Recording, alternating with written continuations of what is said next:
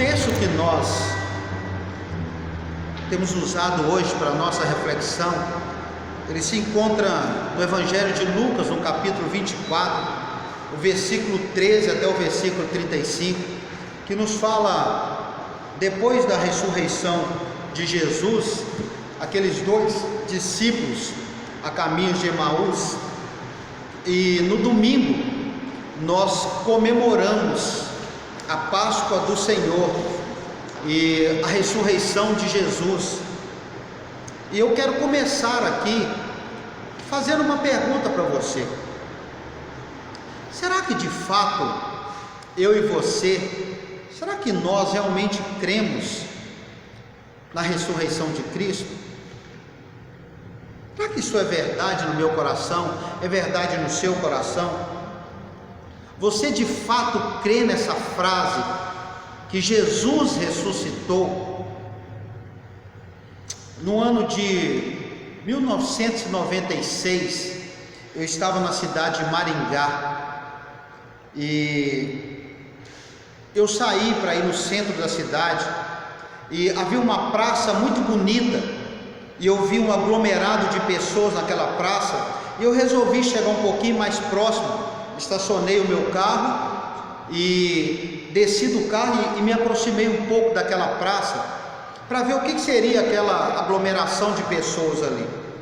E um pregador, ele com uma caixa de som e um microfone, e ele dizia apaixonadamente: no túmulo de Elvis está escrito: aqui jaz Elvis Presley. E ele continuou dizendo, eu achei aquilo interessante, ele disse: no túmulo de Adolf Hitler está escrito: aqui jaz Adolf Hitler. E assim ele foi falando e citando o nome de Elis Regina, de Tiradentes, e por último ele citou o nome de Maomé, e ele disse que no túmulo de Maomé estava escrito: aqui jaz Maomé. E ele finalizou dizendo: todos esses seres humanos que já pisaram aqui na terra, neste pó para onde todos nós iremos, está escrito: aqui jaz fulano de tal, exceto no túmulo de Jesus, o de Jesus Cristo. O seu túmulo está vazio. Eu confesso para você que aquilo foi tão bom de ver aquilo, de ouvir aquilo, que eu confesso para você que eu quase me converti novamente. Eu cheguei a torcer para ele fazer o apelo para que eu levantasse a minha mão e fosse lá na frente. A ressurreição de Jesus é o adorno final, a cruz do nosso Salvador. A cruz, ela só tem valor porque o túmulo está vazio. Eu vou dizer uma coisa para você, meu amado: quem parou na cruz está doente, senão morto. Nessa noite, quero, à luz desse texto, pensar com você em algumas questões muito interessantes. Primeiro é a enfermidade, a mente bloqueada. Quantas pessoas que não estão enfermas assim, com a mente bloqueada, não consegue absorver mais nada? Jesus, ele tinha dito que, e por inúmeras vezes ele disse que morreria, mas que eles poderiam ter absoluta certeza que ele iria ressuscitar. O que aconteceu depois de tudo acontecer? Jesus foi capturado, ele foi torturado, ele foi julgado e foi morto. Mentes bloqueadas, mentes entorpecidas pelas imagens recentes. Quantas pessoas não estão assim, com a mente bloqueada por tudo que ele tem vivido nesses dias, com a mente entorpecidas? Olha só que interessante, o versículo 25 e 26, Jesus fala para eles: ó nécios e tardos de coração para crer o que os profetas disseram. Tudo que os profetas disseram. Não convinha que o Cristo, era necessário que o Cristo padecesse e entrasse na sua glória. Olha só que interessante, mente fraca. A mente fraca, ela faz com que a pessoa, ela não consiga ou não possa lembrar das promessas da ressurreição. Quem entendeu muito bem isso, mesmo que num contexto diferente, é o profeta Jeremias. Quando está naquele caos ali, o povo vivendo uma situação tão adversa, ele no capítulo 3 do livro que traz o seu nome, diz: eu quero trazer à memória o que me pode dar esperança. Meu querido, como está a sua bibliografia cristã? Será que há provas da ressurreição de Cristo na sua própria vida? Será que há sinais na sua vida da ressurreição de Cristo? Que Jesus de fato ressuscitou e que está vivo? O versículo 16 vai dizer que os olhos deles estavam como que impedidos de o reconhecer. Olha que interessante, a Bíblia fala que quando os olhos são maus, todo o corpo vai estar em trevas. Eles estão com um véu sobre os olhos.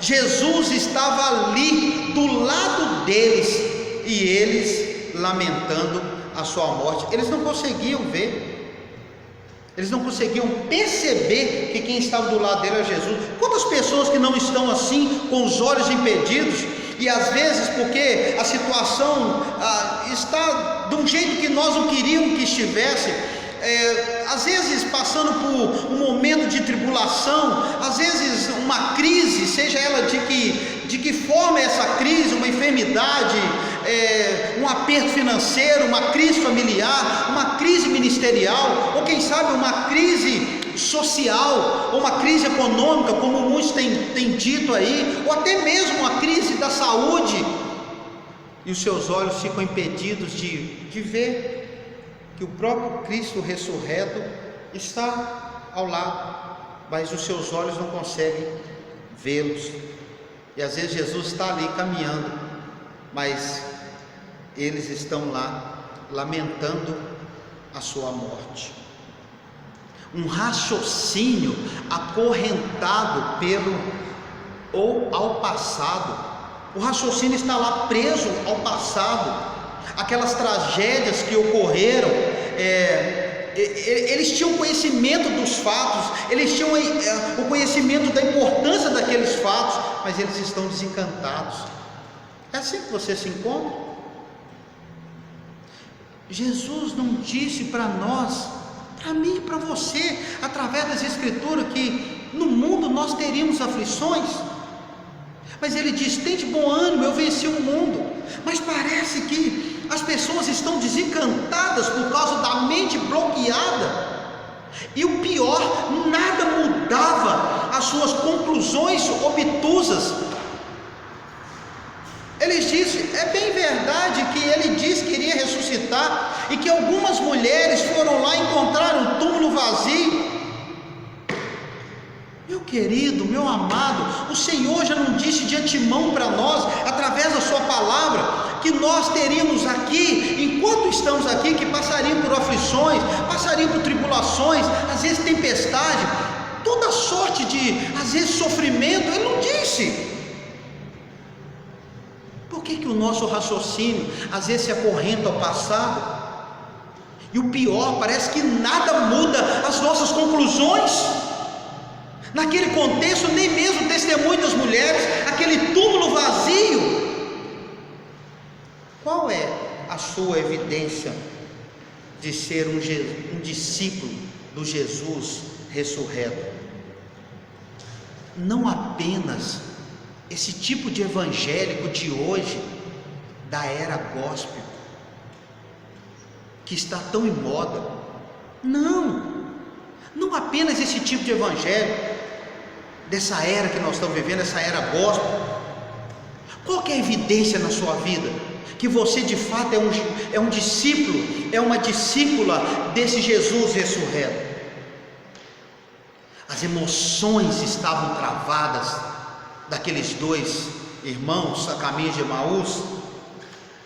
Sabe, eu fico pensando nesses dias que estamos enclausurados e muitos realmente estão levando isso ao pé da letra, não sai de casa para nada, para lado nenhum.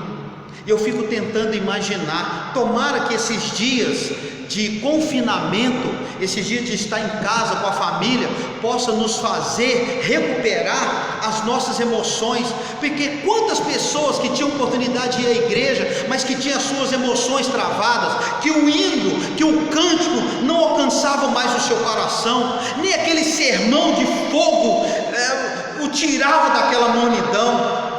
Às vezes um acampamento durava aí 2, 3 dias, uma semana, e voltava aquela vida medíocre, da mesma forma que era. Tomara que esses dias esteja mexendo conosco, lá dentro de nós, e a gente almeja e permita que essas emoções se extravasem.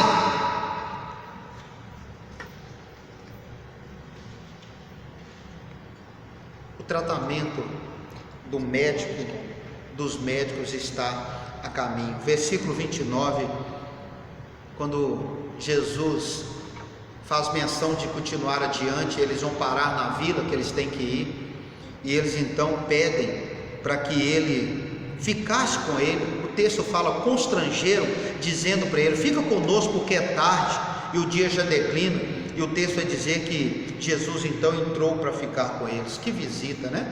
Há um ditado aí que diz que quem é vivo sempre aparece, né?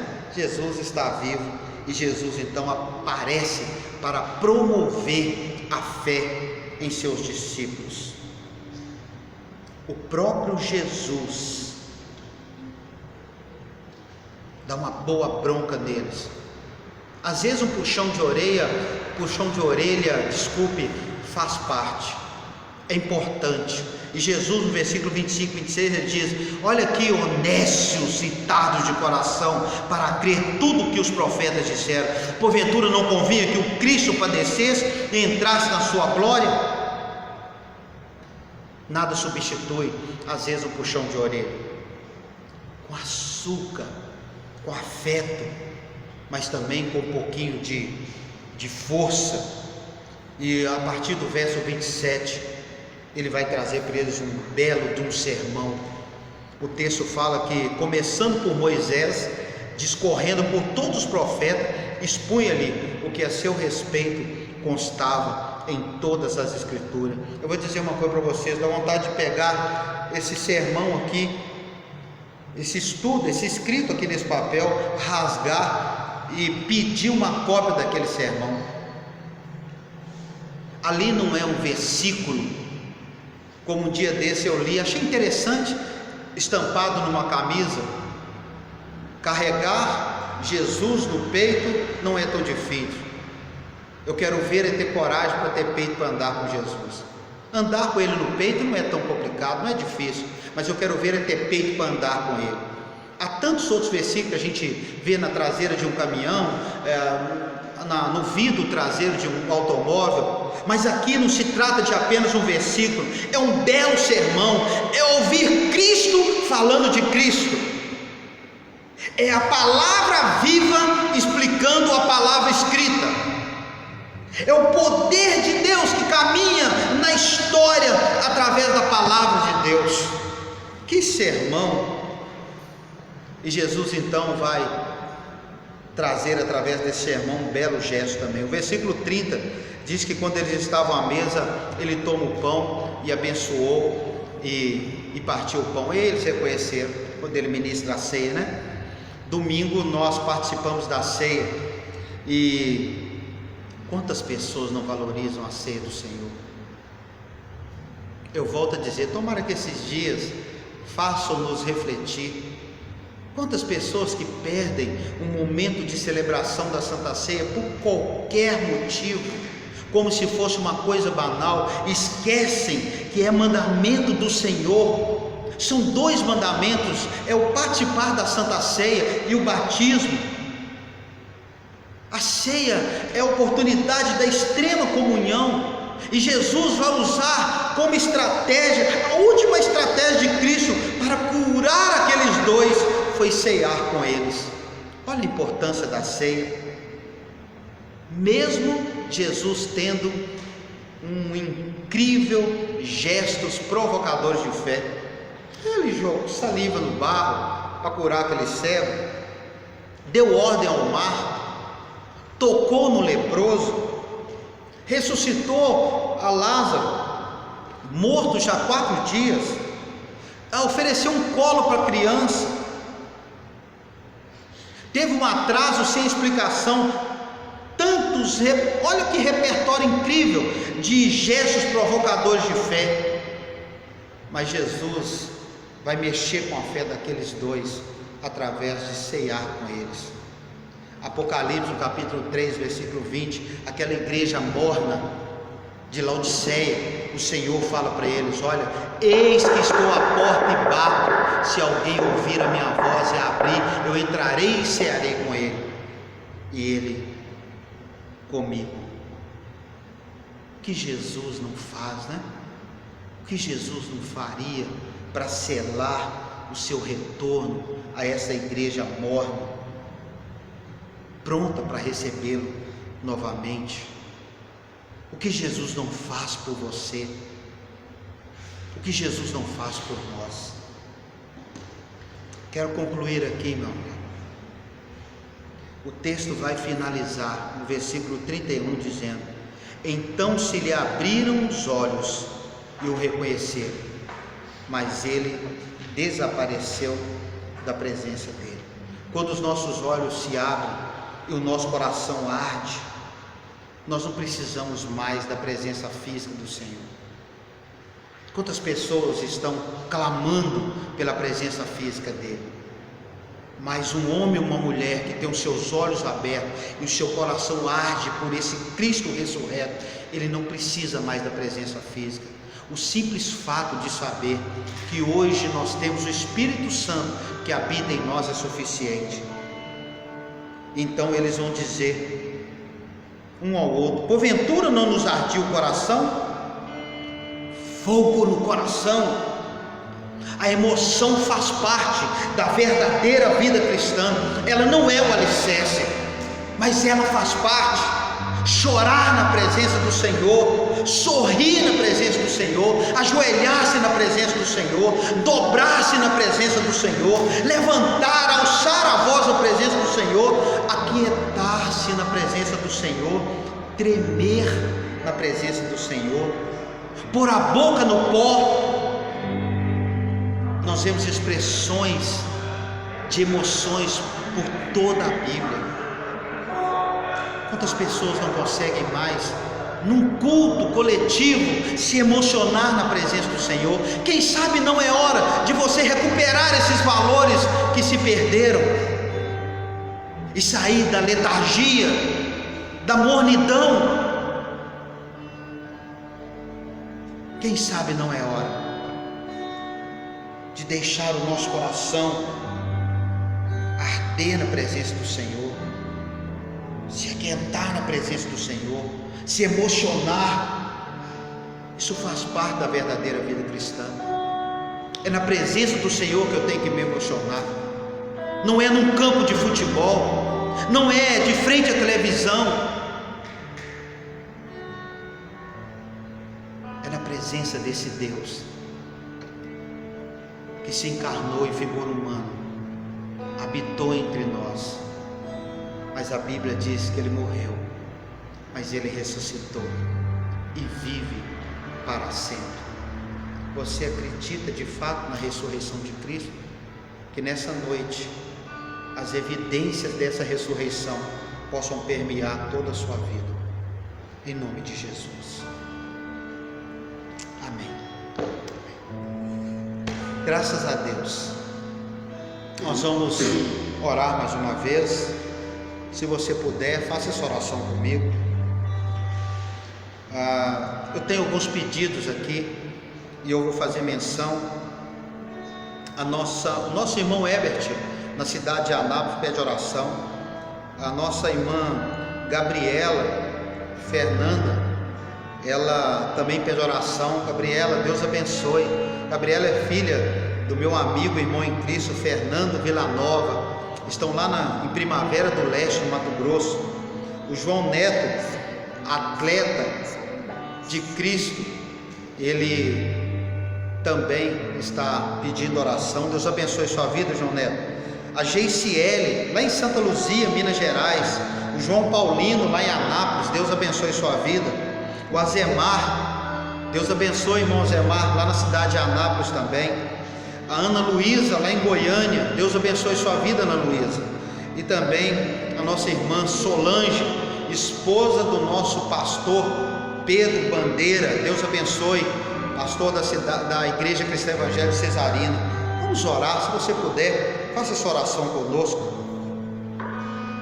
Deus querido, em nome de Jesus, Pai, nós queremos te agradecer mais uma vez pela vida desses irmãos e irmãs que